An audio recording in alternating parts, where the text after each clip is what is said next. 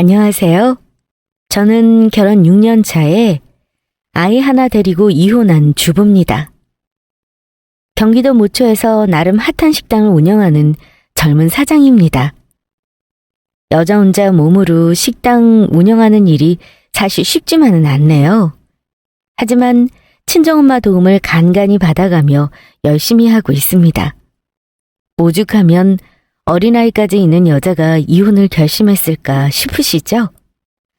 저는 시가 식구들에게 요즘 말로 호구 취급을 당했지만 내 새끼에게 아빠 자리를 지켜주고 가족이라는 울타리를 무너뜨리지 않으려고 참고 살며 노력했어요. 하지만 끝내 이혼했습니다. 말씀드리고 싶은 건 사람 본성은 절대 변하지 않는다는 것. 그러니 세월을 참고 기다려봤자 내 아까운 시간만 손해라는 사실입니다. 유일하게 후회하는 것이 있다면 조금 더 일찍 이혼했다면 어땠을까 하는 거네요. 남편과 저는 연애를 오래 하지는 않았습니다. 저는 이 동네에서 부모님이 30년 넘게 산 토박이이고 엄마가 운영하던 식당을 물려받아 하고 있어요. 결혼 전에 저는 잠깐 직장을 다녔었는데 거기서 남편을 소개로 만났습니다. 남편은 주류 업체에서 운전직으로 일하고 있었어요. 까놓고 말해 조건으로만 보면 연애할 때 남편은 결혼 상대자로 100점은 아니었습니다. 하지만 다른 건 몰라도 성실하고 거짓 없는 순수한 사람으로 생각했습니다. 만나면 만날수록 뭐랄까요? 순박하고 여자도 잘 모르는 순진한 모습이 좋았어요. 결혼하자고 할 때 다른 건 하나도 안 보고 사람 하나만 봤습니다. 저희 친정은 아빠가 안 계시지만 식당 운영하시는 엄마 덕분에 먹고 살만한 반면 예배시댁은 그 당시 형편이 좋지 않았고 남편 말만 들어보면 사실 전혀 결혼할 만한 여건은 아니었어요. 하지만 나이가 이미 35이 훌쩍 넘었던 남편은 무슨 일이 있어도 저를 고생시킬 일은 없을 거라고 약속했고 우리 친정 엄마에게도 참 잘했습니다. 주말에는 우리 엄마 가게에 와서 팔을 걷어붙이고 일을 도울 정도로 엄마에게 잘 보려고 갖은 노력을 했습니다. 사실은 엄마가 처음에 우리 신랑을 마음에 들어 하지는 않았습니다. 그도 그럴 것이 엄마에게 저는 무남동료 외동딸인데다 웬 시커먼 놈이 와서 갑자기 사이가 되겠다고 하니 처음에는 당황하셨어요. 모든 딸 가진 엄마가 왜 사위 욕심이 없겠습니까? 우리 친정 엄마도 아빠는 없을지언정 곱게 키운 외동딸 좋은 자리에 시집 보내고 싶어 하셨어요. 예, 넌 어디서 만나도 꼭 도둑놈같이 시커먼 놈을 만나서 엄마를 놀라게 해. 왜 매주 오라고 하지도 않는데 식당 와서 설거지를 한대? 웃기지도 않다. 엄마는 너 그놈한테 일찍 시집 보낼 생각 전혀 없어. 그만 오라고 해. 나중에 정식으로 인사드리자고 했는데 막무가내인데 어떡해. 그냥 적당히 받아줘 엄마. 근데 나한테 잘해주고 정말 고생 안 시킬 사람이야. 그거 하나는 약속하겠대. 너는 결혼 전에 남자가 하는 말이 뭐 전부 진심인 줄 아니? 딱 보니 너랑 결혼하면 편하게 살겠다 싶어서 승부 거는 거지. 엄마는 척 보니 알겠구먼. 네가 순진해서 남자를 모르네. 연애를 많이 해봐야 보는 눈도 생기는 거야.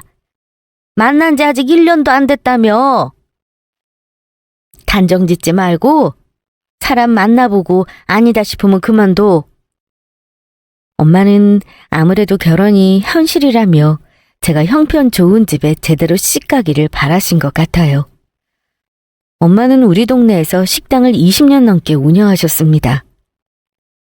원래 아빠 살아계실 때 같이 하셨지만 돌아가시고 나서는 엄마가 혼자 하시면서 근처 사는 이모 도움을 받고 있어요. 저도 고등학교 때부터 엄마 바쁠 때는 방학 때 간혹 식당 일을 도와드리기도 했고요. 나름 엄마 식당 이름 되면 동네 맛집이라고 단골들 사이에서나 유명한 정도였어요. 사실 동네 식당이 그렇죠. 인테리어도 오래됐고 메뉴도 그대로고요. 엄마가 가격을 안 올리겠다고 몇 년 동안 엄청 고전을 하셨는데 재료값이 천정부지로 뛰는 통에 작년에서야 모든 메뉴를 1,000원씩 올렸네요. 그것도 제가 엄마한테 올려야 한다. 요즘 10,000원도 안 하는 메뉴로 살아남기 어렵다고 난리쳐서 겨우 올린 겁니다. 암튼 엄마는 그 당시 장사가 체력적으로 힘들어서 현상 유지만 하는 정도로 만족한다며 더 손님 몰리는 것도 싫다고 하시더라고요.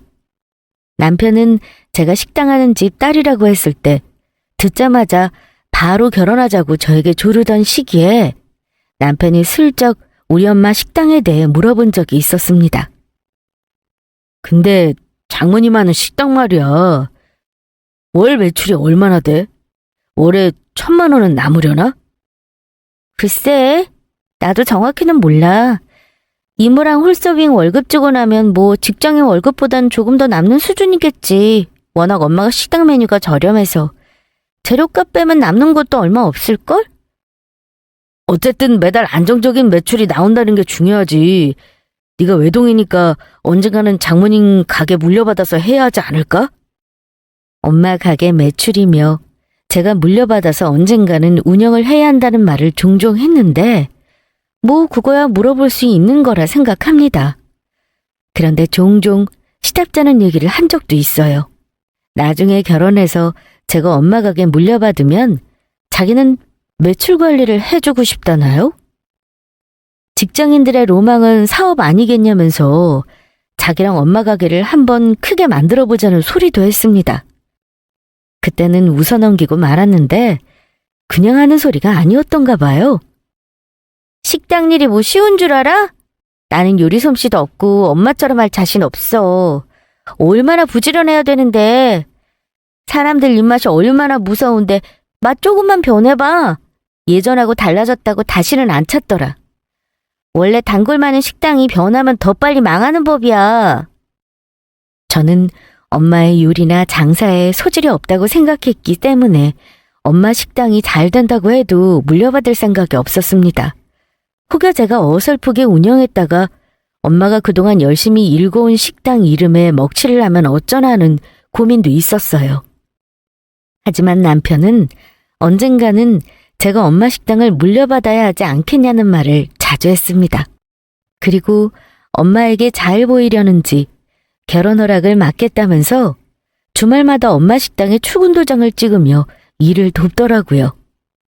결국 나중에는 엄마가 두 손 두 발 다 들었고 저 마음고생 시키지 않겠다고 단단히 다짐받은 후 결혼을 허락하셨습니다. 저는 우리 엄마만 결혼 허락하시면 시댁은 아무 문제 없을 줄 알았어요. 남편 하는 말 들어보면 시댁에서는 해주는 것도 없지만 바라는 것도 없을 거라고 했습니다. 우리 누나는 둘 다 시집 갔으니 나한테 간섭할 일 전혀 없고 우리 엄마도 나 하고 싶은 대로 결혼하래. 네가 나랑 결혼해줘서 고맙다고 하시더라. 언제 인사 갈까? 우리 집에서는 너 몸만 와도 된다쇼? 시댁에서는 우리 엄마 결혼 허락이 떨어지자마자 결혼을 서둘렀습니다. 그렇다고 남편이 뭐 하나 준비가 된 건 아니었어요. 돈을 많이 모아놓지도 않았고요. 저는 결혼을 하도 조르길래 단칸방이라도 하나 마련해 놓은 줄만 알았는데 알고 보니 35해 되는 동안 모아놓은 돈은 단돈 6천만 원. 그것도 자기 엄마한테 생활비 드리다가 결혼자금 모으겠다고 선언하고 안 드리게 되면서 모은 거라고 했습니다. 저도 6천만 원이 작은 돈 아니라는 건 압니다. 하지만 제가 32에 1억 넘게 모아놓았고 대출을 끼긴 했지만 작은 평수 빌라까지 마련해 놓은 거에 비해 너무 잃어놓은 게 없구나 싶었습니다. 오히려 남편은 우리 엄마가 뭐 해주시는 거 없냐며 대놓고 물어보기도 했어요. 자기 집은 아예 처음부터 받을 게 없다는 식으로 옷을 박아놓았고 대출받아 결혼할 생각도 없으며 무조건 가진 돈 예산 안에서 결혼할 거라고 하더군요. 만약 내가 돈이 없었으면 어쩔 뻔했냐고 하니까 그러면 당분간 자기 엄마 집에서 합가해서 살자고 할 생각이었답니다. 돈 아끼려면 차라리 몇 년간은 부모랑 같이 사는 게 현명하다나요? 하지만 신혼살림부터 시어머니와 합가하고 싶은 여자가 있을까요? 친정엄마한테 말 꺼내면 당장 결혼 물으라고 할 게 뻔해서 얘기도 못 꺼냈습니다. 사실 엄마가 처음부터 남편을 마음에 들어 하지 않기도 했고 엄마 눈에 눈물 나게 하면서 하는 결혼인데 솔직히 엄마한테 죄송했습니다. 그래서 시댁에서 이런저런 요구받는 결혼은 하고 싶지 않았습니다. 남편이 받는 것이 없으니 저도 그만큼만 해가고 싶었어요. 그런데 결혼 준비하면서 뜻밖의 복병이 10월대에 있다는 걸 알게 되었습니다. 그 복병은 다름 아닌 시누이였어요. 시어머니도 시어머니지만 남편의 누나 2명 중 둘째 시누이가 문제였습니다. 첫째 시누이는 저보다 10살이 넘게 많았고 둘째 시누이가 저보다 5살이 위였습니다. 나이가 많고 결혼까지 했음에도 유독 둘째 시누이는 저를 달가워하지 않았습니다. 연애 때는 한 번도 본 적 없었고 결혼 준비하면서 얼굴 보고 지낸 정도인데 우리 결혼 문제에 온갖 간섭을 했어요. 마치 자기가 시어머니처럼요. 문제는 시누이가 시어머니가 짝짝꿍이 잘 맞아서 어머니는 아무 생각 없이 있다가 시누이에게 얘기를 들으면 그런가 보다 하고 저에게 말도 안 되는 요구를 했습니다.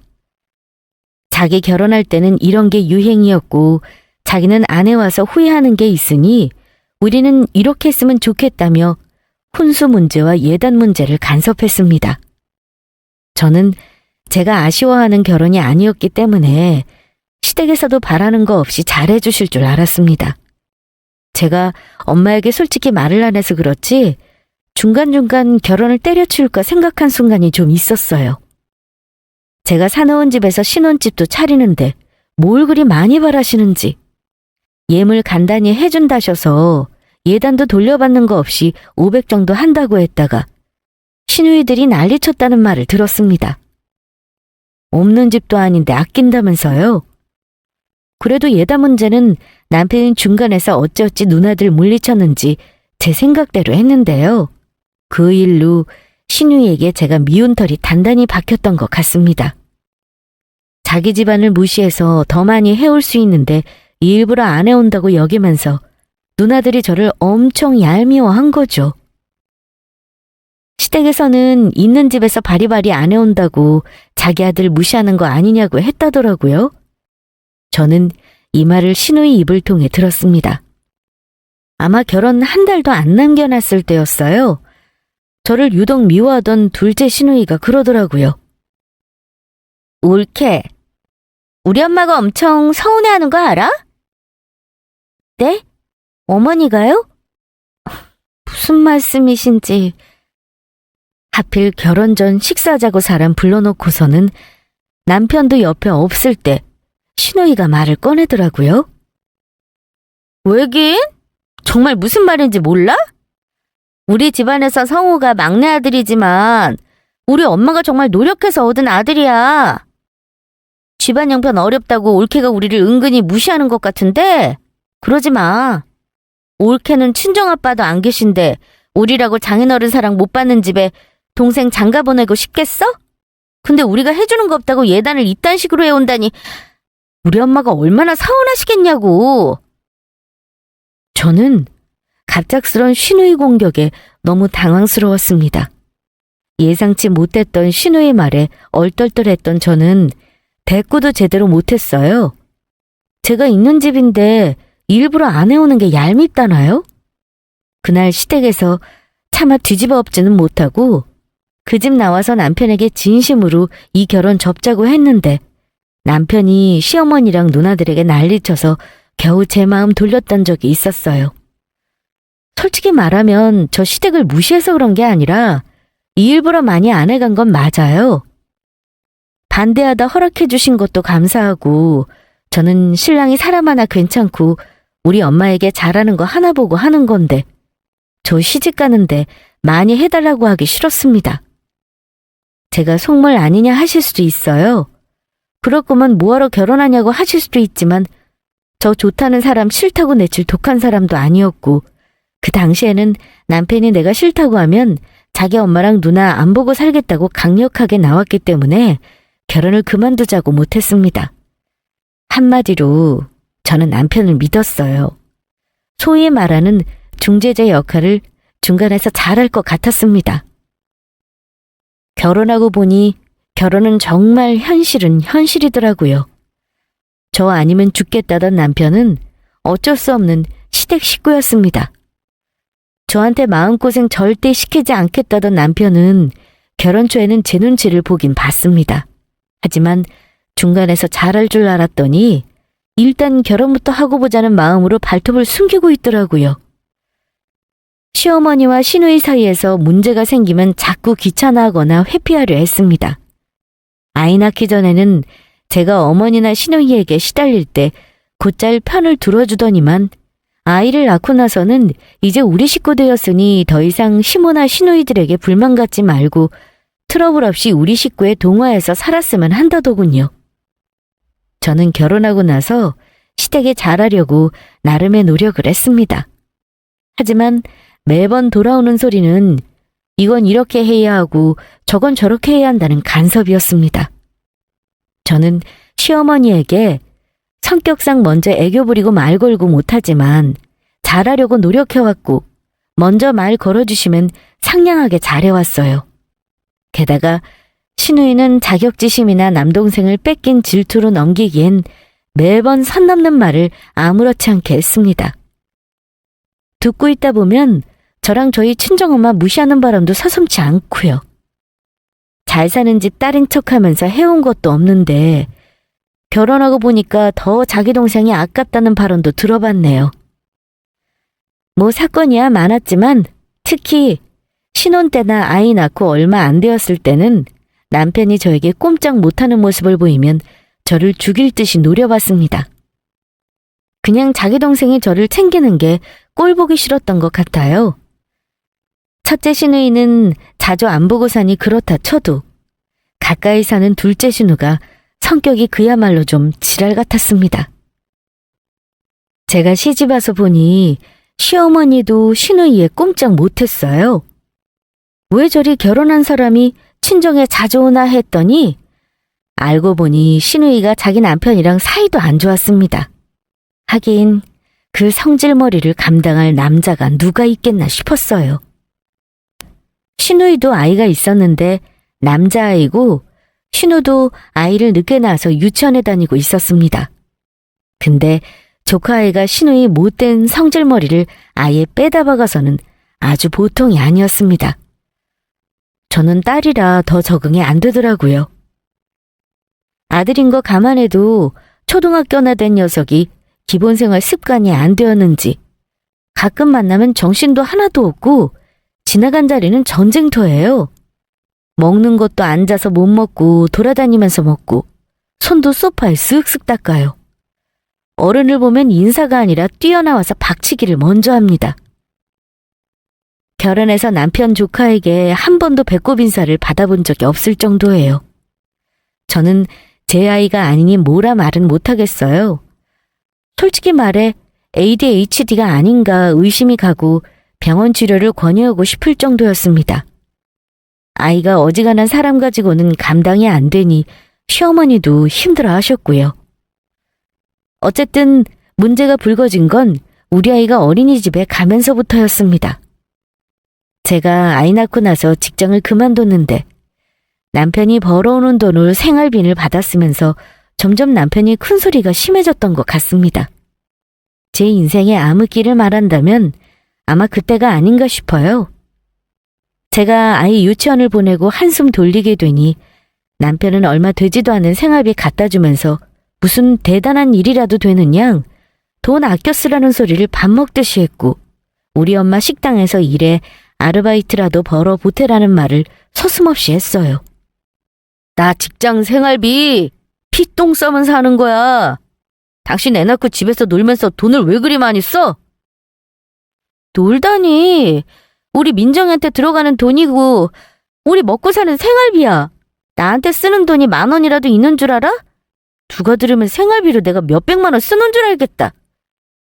나도 많이 주면 좋겠지만 당신 알다시피 내 월급 300만 원도 안 돼. 나도 요즘 힘들다니까? 우리가 빚은 없지만 이런 식으로 나만 벌면 돈 모으는 거 없이 노후 준비도 하나 못할걸? 아니 애 크면 학원은 보내겠냐? 이제 애 어느 정도 크면 당신 알바라도 좀 해서 보태야지. 안 그래? 요즘 맞벌이 안 하는 부부가 어디 있냐고.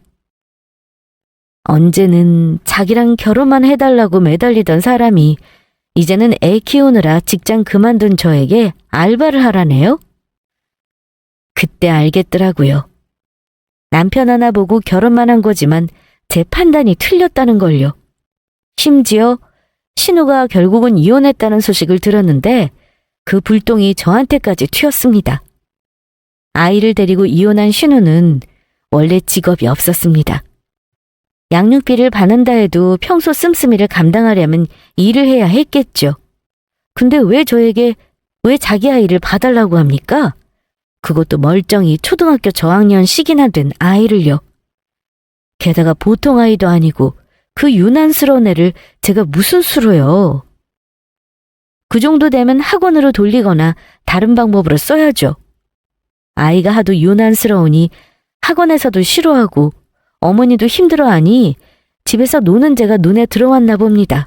저는 남편에게 신우이 애를 봐달라고 하면 이혼하겠다고 선언했어요.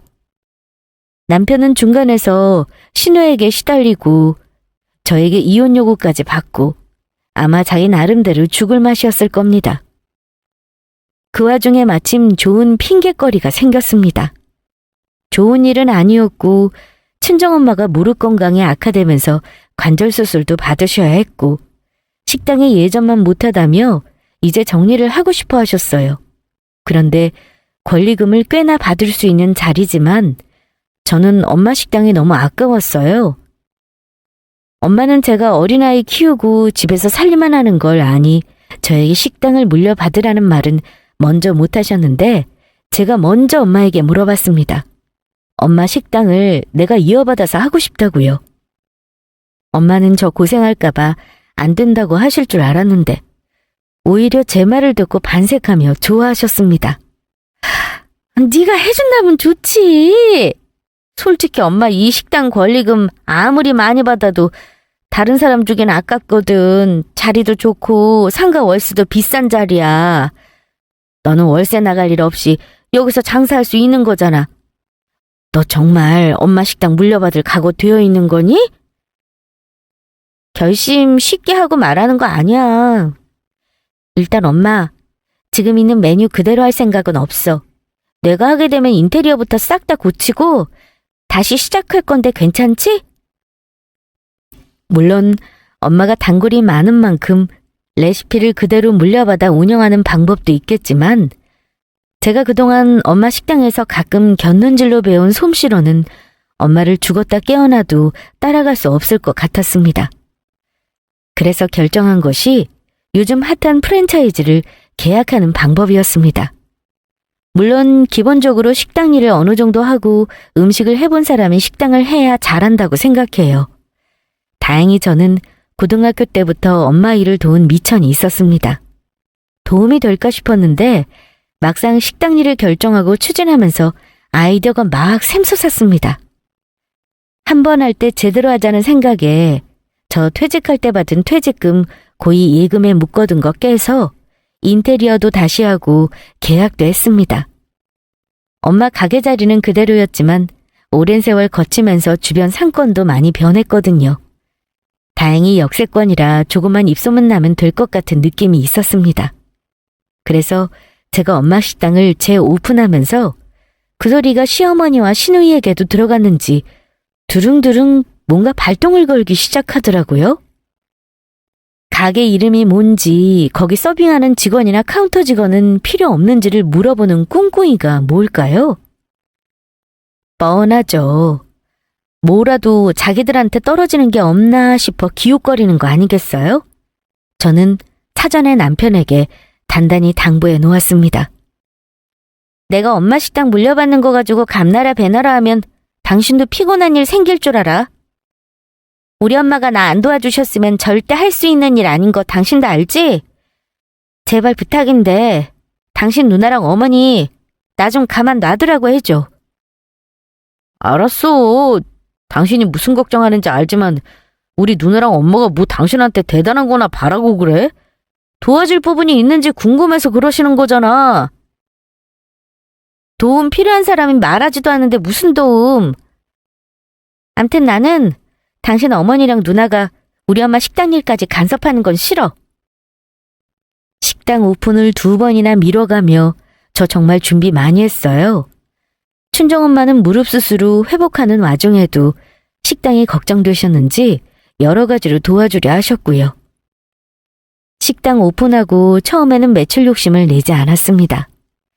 남는 거 없어도 무조건 식당 입소문을 위해 재료 최상으로 쓰고 직원도 아르바이트비 아끼지 않고 써서 서비스 잘하려고 노력했어요.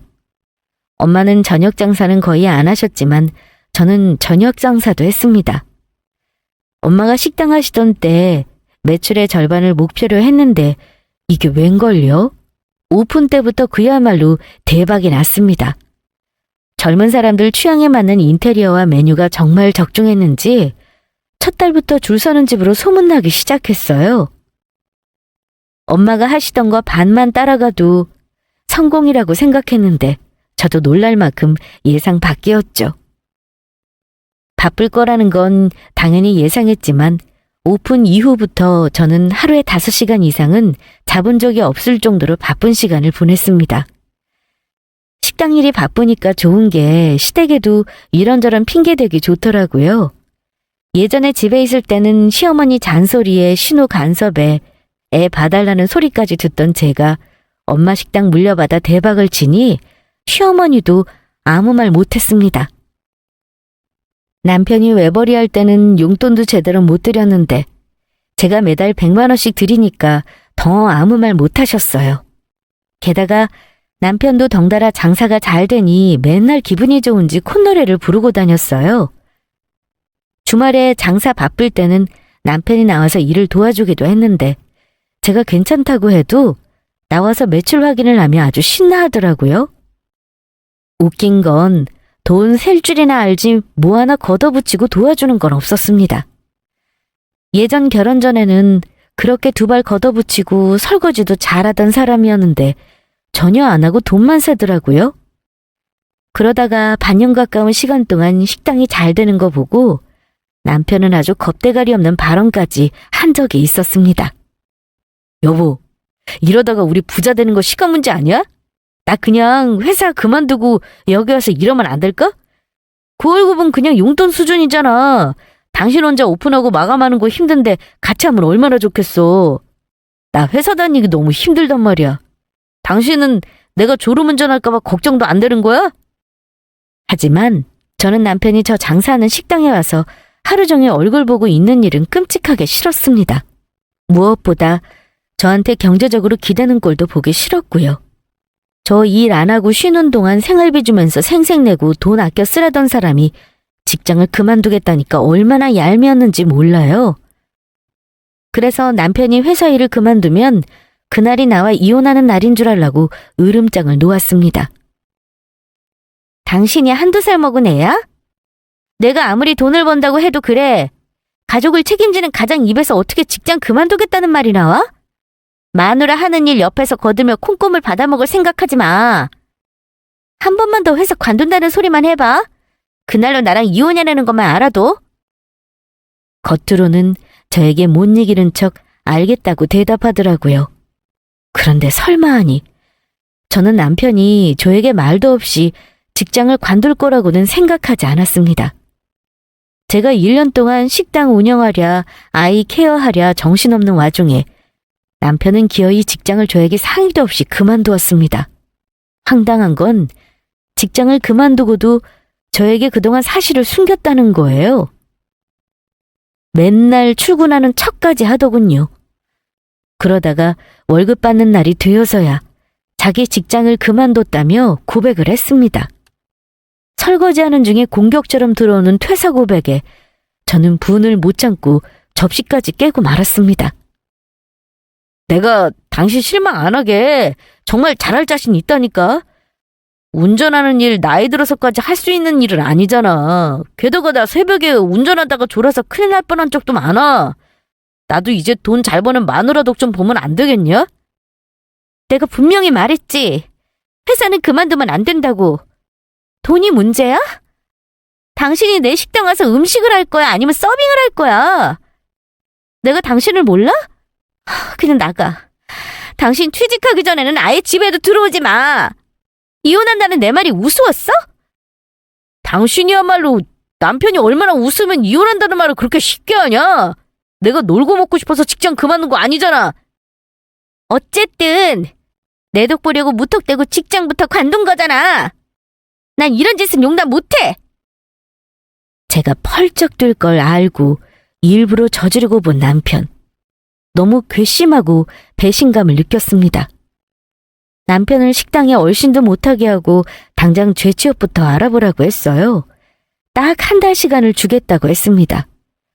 울며 겨자 먹기로 죄취업을 하려는 제스처라도 취하나 했는데 남편은 도무지 뭘 하는지 모르겠더라고요.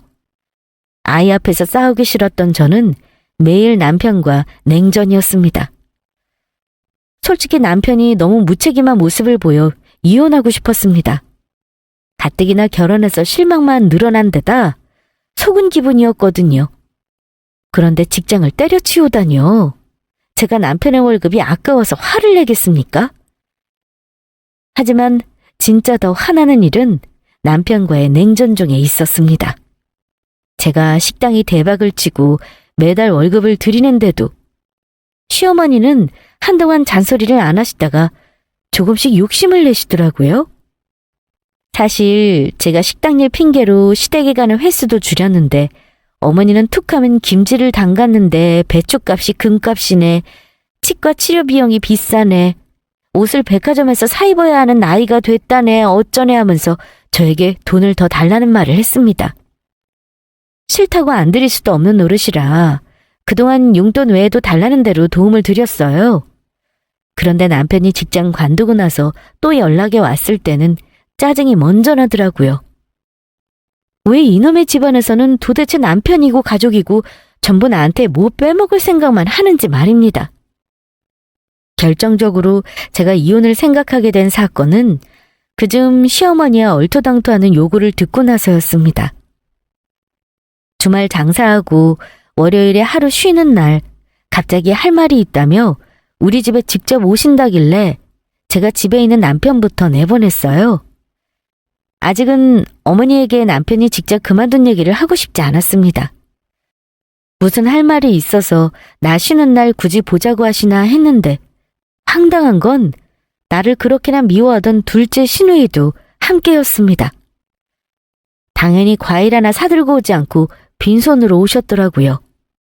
부탁을 할 거면 뭐 하나라도 사들고 오는 게 예의인데 두 사람 다 도끼 어린 눈을 하고 와서는 다짜고짜 저에게 황당한 요구를 하시더라고요. 어머니, 형님, 무슨 할 말이길래 이렇게 이른 시간에 오신 거예요? 너 쉬는 날이 아니면 얼굴 보기 힘드니 이렇게 온 거 아니냐. 내가 부탁 하나만 하자. 민정엄마, 너 식당이 아주 대박이라지? 이제 1년 정도 지나고 자리도 잘 잡은 것 같은데 내 말 맞지? 매출이 혹시 얼마나 되는 거냐? 근데 두 분 다 제 식당 매출이 왜 궁금하세요, 어머니? 저 벌만큼 벌지만 나가는 돈도 그만큼 많은데요. 맨날 애 맡기고 고군분투하는 거 안 보이세요? 너 애 쓰는 건 알아. 근데 너는 너 바쁘다고 다른 식구들 힘든 건 눈에 안 들어오는 거니? 네 시누이 말이다. 이혼하고 나서 혼자 애 키우느라 얼마나 힘든지 알아 몰라. 그래 옳게 나 양육비도 제대로 안 들어오는데 매달 아르바이트 하면서 애 키우기 너무 힘들어. 그럼 저한테 뭘 바라시는 건데요? 느낌이 딱 오는 게 이 사람들이 내 식당이 잘 나간다는 소리 듣고 남편이랑 똑같은 생각을 하는구나 싶었습니다. 내 식당에 서빙 일자리라도 달라는 건가 싶었는데 어이없는 건요. 제 생각이 틀렸더라고요. 일자리가 아니라 두 모녀는 더한 걸 바랬습니다. 예, 뭐겠니? 네 신우 앞으로 그동안 번 돈 투자해서 체인점 하나 더 내줘라. 돈 벌면 너한테도 매달 갚으라고 할 거니까 그리 알고 분점식으로 하나 차려줘. 내가 우리 집에서 멀지 않은 곳으로 식당 자리는 하나 봐놨어. 괜찮으면 오늘 한번 가볼까 싶어서 일찍 온 거야. 저는 어머니가 하는 말을 직접 듣고 나서도 귀를 의심했습니다. 네? 식당을 내달라고요? 제가요? 왜요? 왜 그래야 하는데요? 그러자 두 사람이 눈까지 동그랗게 뜨고 왜냐는 제게 대답하더라고요. 왜냐니? 네 시댁 식구가 힘든데 당연히 돈 잘 버는 네가 도와줘야지. 네 신우 가게 하나 차려달라는 게 뭐가 힘들어? 너 가게 물려받으면서 투자금 얼마 들어가지도 않았잖아. 그 돈 네 신우한테 투자한다고 생각하면 되는 거지. 설마 너 싫으니? 어머니, 설마가 아니라 당연히 싫죠. 형님이 저한테 월세 주실 거예요? 아님 저한테 월급 받겠다고 가게 내달라는 거냐고요. 이런 도둑놈 신바가 어디 있어요? 뭐? 도둑놈? 옳게 말 다 했어? 지금 누구더러 도둑놈이래? 골키가 뭐 그렇게 대단하게 돈 벌어? 신우이가 발끈하자 어머니는 일단 신우이를 제지했습니다. 넌 일 그르치지 말고 가만히 있어. 예미야, 식당을 차려주기 싫다고 했니? 좋다. 식당 차려주기 싫으면 차라리 월 500만 원씩 줘. 그럼 내가 더 말 안 하고 가마. 이건 또 무슨 미친 소리인지. 식당이 싫다면 월 500을 달라는 개소리를 시전하시더라고요. 어머니, 저한테 무슨 돈 맡겨놓으셨어요? 아님 저한테 뭐 큰 돈 빌려주신 적 있으세요? 왜 그리 당당하게 가게 차려내라 싫으면 돈 500을 달라 요구하시는 건데요? 제가 왜 돈 벌어서 그래야 하는지 모르겠네요. 둘 다 싫으니까 그만 얘기하시고 돌아가 주세요. 둘 다 싫다니? 네가 그러고도 가족이냐? 그럼 우리 아들 마누라 옆에 있을 필요가 없지. 차라리 이혼하고 남남이 되지 그러니. 괘씸하게 너 혼자 벌어 혼자 잘 살겠다고? 급기야 시어머니는 제가 싫다고 하니 이혼을 하라고 막말을 하셨습니다. 그래 옳게. 어디 시어머니랑 시누이가 와서 얘기하는데 고개를 쳐들고 싫다고 해? 나도 옳게같이 이기적인 인간 내 가족으로 두고 싶지 않아. 내 동생은 이렇게 독한 마누라랑 사는 거였어? 이혼해! 내 동생이랑 차라리 이혼해라! 그 말 들으니 실소가 터져나왔습니다. 가뜩이나 이 집 아들하고 살기 싫었는데 이혼하라고 멍석까지 깔아주다니 저야 땡큐였죠. 어머니와 시누이는 저에게 이혼하라고 하면 애까지 있는 사람이 진짜 이혼까지 하겠냐 싶어 내질렀겠지만 완전 오산이었습니다. 그만큼 이 집안에 호구짓 하면 됐지 가게 차려달라는 말에 냉큼 네라고 대답하고 퍼줄 만큼 멍청이는 아니었어요. 두 사람이 이혼하라고 달려들길래 저는 그 자리에 아주 넙죽 엎드려서 절을 했네요. 아이고, 듣던 중 반가운 소리네요. 어머니, 네, 저 이혼하겠습니다. 정말 감사해요. 이혼하라고 먼저 말해주셔서. 어머니와 시누이는 예상 밖의 제 행동에 놀라 당황하신 듯 했지만 저는 큰절 한번 하고 일어나서 두 사람에게 쏘아붙였습니다. 잘 됐네요. 안 그래도 어머니 잘난 아들 회사 멋대로 그만두고 백수돼서 갈라설 참이었는데 대체 이놈의 집구석은 저를 무슨 돈 나오는 기계로 하는가 보죠? 저는 그만하렵니다. 백수 아빠 밑에서 애 키울 생각도 없고 어머니랑 형님이 저한테 뜯어가려는 거에 당해줄 생각 없네요. 그럼 됐죠? 이혼할 테니까 그리 알고 나가주세요. 아, 오신 김에 어머니 아들 짐 좀 챙겨가시면 되겠네요. 뭐? 우리 아들이 직장을 그만둬? 대체 이게 무슨 소리야? 그럴 리가. 우리 아들이 왜 멀쩡한 직장을 관뒀다는 거냐? 어머니 잘난 아들이 저 식당 잘 되니까 덕보겠다고 직장을 때려치웠다니까요. 아들한테 직접 확인하세요. 그리고 이혼은 먼저 하라고 해주셔서 고맙습니다. 협의 이혼할 거니까 위자료나 재산분할 따위 없는 거 아시죠? 제가 이혼하겠다고 눈 하나 깜짝 안 하고 대들자 어머니와 시누이는 당황하면서 나중에 얘기하자고 다급하게 돌아가더라고요. 아마 시어머니와 시누이는 바로 남편에게 전화를 했나 봅니다. 잠시 나가 있던 남편 놈은 어머니 전화를 받고 놀라서 시댁으로 갔던 모양이에요. 저는 몰랐는데 반나절 지나 씩씩거리며 남편이 들어왔더군요. 저에게 납작 엎드려 빌었습니다. 그러면서 하는 말이 자기가 어머니랑 누나한테 찾아가서 뒤집어 엎고 왔답니다. 여보, 나 지금 어머니 댁 다녀오는 길이야. 얘기 들었는데 우리 엄마랑 누나가 당신한테 황당한 요구한 거 내가 집어치우라고 하고 오는 길이야. 당신 정말 나랑 이혼할 거 아니지? 우리 엄마가 없었던 일로 해달라쇼. 그러니까 마음 풀어. 한두 번도 아니고 나는 이제 당신 식구한테 지친다. 당신 회사 마음대로 관두고 와서 나한테 빌붙는 것도 짜증나고 식당 차려내라는 시어머니도 싫어. 당신 시누이는 뭔데? 나한테 무슨 돈 맡겨놨니? 없었던 일이고 나발이고 있었던 일이라서 잊을 수가 없겠네. 당신 어머니가 나한테 먼저 이혼하라고 하셨다는 건 알지? 나 두말하기 싫은 사람이야. 조용히 우리 갈라서자. 애는 내가 키울 테니까 당신은 몸만 나가. 여보, 제발 용서해줘. 내가 내일 당장 우리 엄마랑 누나더러 직접 와서 사과하라고 할게. 우리 민정이를 어쩌고. 당신 민정이가 아빠 없는 자식이라는 소리 듣고 자라면 좋겠어? 저는 이미 이혼하겠다는 결심이 선 상태였고 남편은 서슬퍼런 제 모습에 질려 싹싹 빌었습니다. 하지만 사람 마음이 참 그렇더라고요. 예전에 집에서 애만 키울 때는 소심하고 세상이 두려웠는데 장사를 하면서 배포가 커진 건지 이혼이 별로 두렵지 않았습니다. 이혼 뭐 그까짓 게 대수인가. 내가 벌어 애 누구보다 잘 키우면 되지 않나 싶었습니다. 그리고 남편 사과도 진정성이 느껴지지 않았습니다. 지금이야 제가 돈을 잘 벌고 자기는 백수 신세니 어떻게든 저에게 붙어 있어야겠다 싶었겠죠. 시간이 지나면 또 본래 본성 드러낼 게 뻔했고 저는 그때마다 속 터지기 싫었습니다. 미안한데 우리는 더 이상 부부로 못 살 것 같아. 당신은 직장 관두면서도 나한테 상의 하나 없던 사람이고 결혼 전 약속도 하나도 안 지킨 사람이야.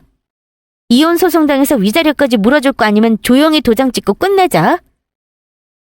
남편과 저는 그날로 별거를 시작해 결국 각자의 길을 가기로 하고 이혼 서류에 도장을 찍었습니다. 물론 이혼 직전까지 시어머니와 시누는 저에게 화를 내기도 하고 달래기도 하고 참 별 난리를 다 치긴 했습니다만 당사자 둘이 이혼하겠다는데 본인들이 어쩔 도리가 없었을 겁니다.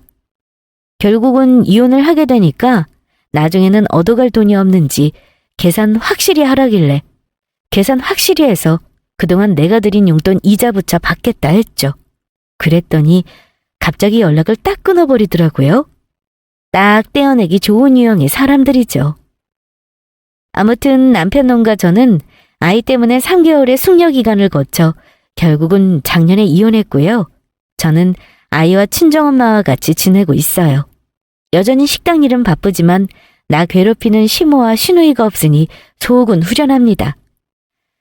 사실 저도 이혼 서류에 도장을 찍고 혼자 있기까지 수없이 마음속으로 갈팡질팡하긴 했지만 결국에는 이혼하길 잘했다는 생각이 들어요. 만약 제가 그 인간과 계속 살았더라면 저는 평생 시댁 식구들의 ATM 역할만 했을 겁니다. 저는 식당을 운영하며 매일 반복된 삶을 살고 있지만 스트레스가 없다는 사실만으로도 사는 게 너무 행복합니다.